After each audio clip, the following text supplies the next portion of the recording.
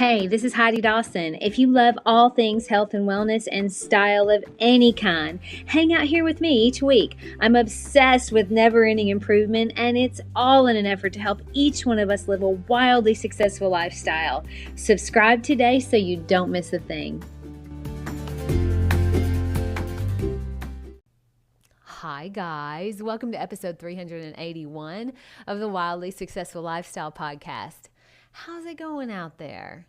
I hope you're all finding this episode and you are happy and healthy. And if you're not, I hope this helps. I heard from someone recently that they wanted to hear an episode around healing from heartbreak, I think specifically, but I thought it would be good to include all the normal things that we have to go through as humans, because pain is part of our human experience.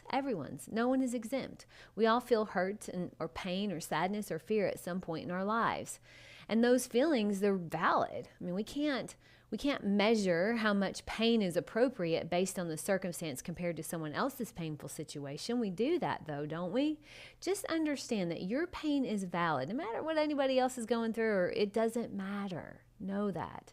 Kevin, my trainer, and I were talking about comparison, and he said, which is heavier, a pound of cotton or a pound of steel? So think about that. Which is heavier, a pound of cotton or a pound of steel? What do you think? Well, I quickly jumped in and I was like, well, steel, obviously.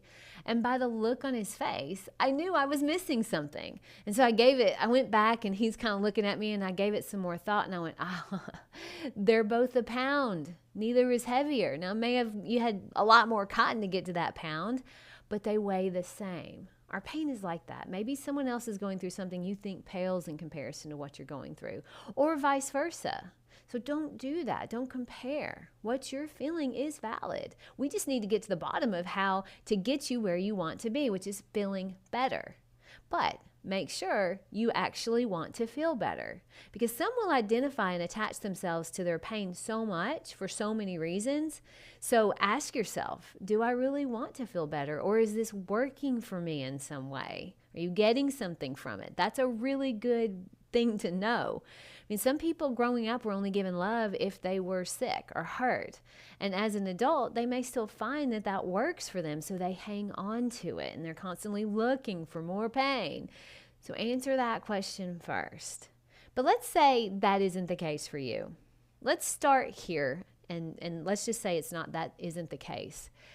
It is perfectly normal to feel sad, or to find it really hard to function normally when something bad happens. Maybe you've had a breakup or someone you love died. It's perfectly normal to feel sad or to feel physical pain. My older sister said she sometimes physically hurts missing her husband who passed away recently. So you're going to feel bad. There's nothing wrong with you if you do. In fact, probably something may be wrong with you if you didn't, if you're going through something painful. So feeling pain at different times in life is normal. I use pain as a general term for like sadness, anxiety, grief, anything you're going through that feels painful, because I think all of those feel like pain.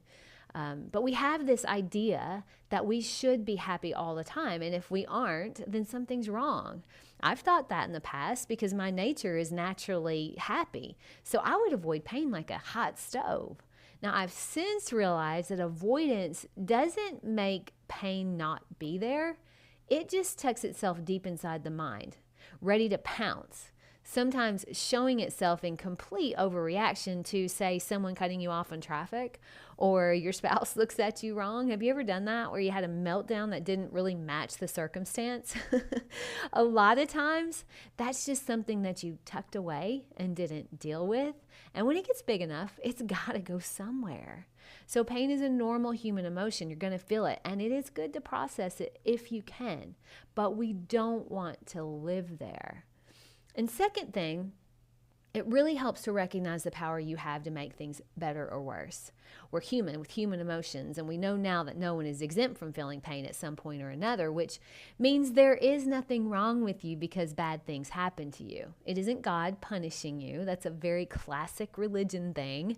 No, God only knows love, and you are love at your core, your goodness at your core, you are joyful and peace at your core. That's why it feels so bad when you feel something other than those things, love and goodness and joy. It's because that's not who we are at our core. We're meant to feel good and we're supposed to be having fun and enjoying life. But we're also human in human bodies with human emotions, which have a very wide range. Now, we have more control of our mind than we were ever taught. And the people who understand that are very powerful because they're able to move through life through inevitable pain and heartbreak, which we all have, but they're able to bounce back from the pain and heartbreak and become even stronger. Great awakenings a lot of times come from processed pain. And you have that power too. Think about the things you've overcome already, and here you are, still standing, listening to this podcast, still going to work, still able to find peace at the ocean, still hopefully able to smile at all the cute little animal videos on the internet. Everything you experience, good or bad, is coaxing you or guiding you to some sort of self-actualization. It's when you realize that you start seeing clearly that life is working in your favor. I can think of a couple of the most painful things I've been through, and the trajectory that they put me on, it blows my mind. I mean that. Life is happening for you, not to you. Everything that's happened to you has led to where you are right now. And if you've allowed it, it's helped you grow and has made you stronger. And maybe you think where you are right now isn't that great. Maybe you're not feeling that great about yourself or your life. But where is that coming from? Is that coming from your core of who you are?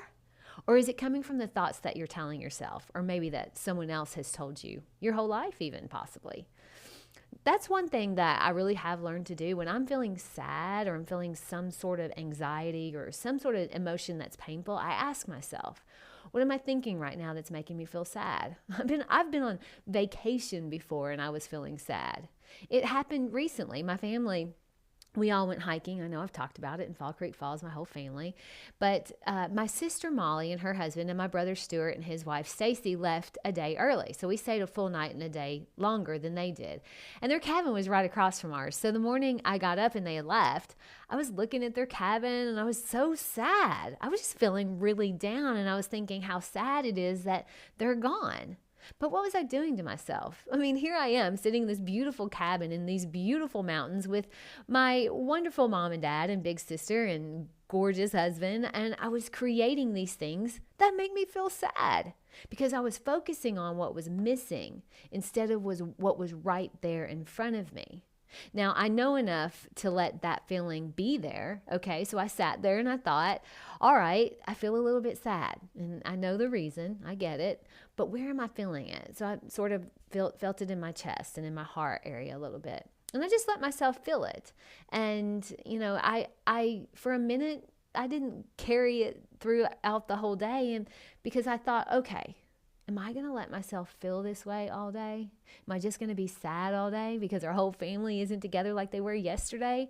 Or do I want to have a good day and enjoy what's right in front of me? And that's what we did. We hiked our butts off and we swam in the waterfalls and we grilled a wonderful dinner and we played games and we had a wonderful time. And then we went home and it was a wonderful vacation. See, I was thinking my way into sadness that morning. And look, it's okay to feel sad when someone leaves, but are you gonna live there? No, you have the power to not live there. You do. You have the power to keep moving forward, to keep finding a better feeling thought. This is part of our work.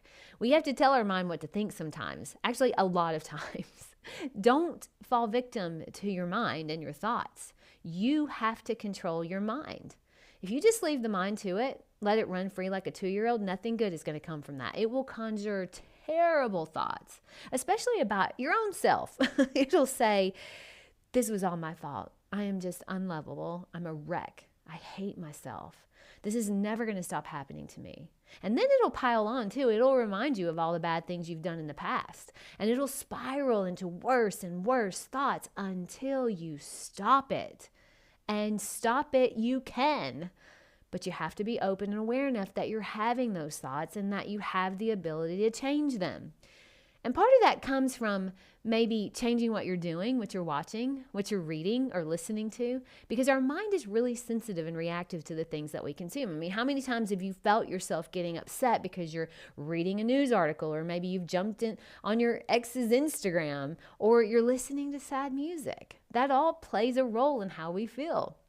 I was in the car with my mom and dad, my big sister, and we had kind of a long drive. So we were listening to music, and my dad was playing music that we all love. And he decided he was going to put it on a radio station that he thought I would just love. Now, I grew up in love with Phil Collins. That's all I wanted to hear. Everyone knew how much I loved him. So my dad decides to play Phil Collins radio, which at the time I thought was a great idea. But a few songs in, not sure if you're familiar with all of his music, but one song was Separate Lives, and then it went right into Groovy Kind of Love. And I happened to look over at my big sister, and she is bawling crying. I mean, just bawling. Both of those songs were kind of sad, and they were bringing back memories of early years with her husband, and I could see that clearly. So I'm like, change the channel, change the station. We cannot play this music anymore. And my mom and dad they're shocked. They're like, what? Why not? And then they see what I saw with Heather, and they're like, oh, okay, got it. So we were flipping the stations, and we said, Heather, what do you want to hear? And she said, let's play Frank Sinatra. And that's what we did. And a few minutes later, we're singing to New York, New York, and she's smiling and laughing again. Big change in emotions from minute to minute. Now, she can't change the fact that her husband died, but she knows that some things are going to bring her down and some things are going to lift her up. Now, if you know certain things lift you and certain things don't, stop doing the things that don't. And no, we aren't trying to act like things didn't happen or stick our head in the sand. We're simply reaching for a better feeling thought by playing a better feeling song. There's power in that. You have so much power to create a better feeling, especially by reaching for a better thought. And look, music is super powerful, by the way. According to Andrew Huberman, if you listen to 13 minutes of sad music, that is the amount of time studies show can help you process that sadness and sort of release it. That is so interesting to me. 13 minutes of a sad playlist could help you process and work through painful emotions. And this is all according to studies that they did. I thought that was great. Processing the pain you're feeling can help it fade. And that's just one tool you have. Now, on the flip side of that, and this is the part where you don't have to live in the pain, listening to 9 minutes or more of happy music will cause a shift in your emotional state towards happiness. Amazing. These are tools for us. You might consider making a playlist on Spotify and just have and know when you're trying to process something or know when you want to feel great. Scientifically, it's proven to help us navigate the ups and downs we feel as humans. So music is super powerful. Use it wisely. Consider yourself the maestro of your life. You're pulling all the strings, and the sooner you know that, the better. You know the things that lift you versus the things that don't. And you can watch that in real time if you're awake and aware. You may have tons and tons of support around you, and I hope you do. But you still have to do the work on yourself if you want to feel better long term. Pain is a part of the human experience, but suffering, that's optional. You are not broken. You are not waiting for something or someone to come and save you, because they won't. You are whole just as you are. The sooner you know that, and the sooner you realize that no matter where you are, there is always a better feeling thought available, but no one can think it for you. And that's your work, to always be reaching for that better feeling thought. My challenge to you today is to remember this. You were born with something in you that can take on the world. The idea that you cannot handle hard things was sold to you by society. It isn't true. You weren't born thinking that. When you were a kid, when you fell down, you got right back up. You probably did that 1,000 times. And you didn't think there was something wrong with you and beat yourself up. Nobody else did either. You just innately knew eventually you'd be walking, no problem.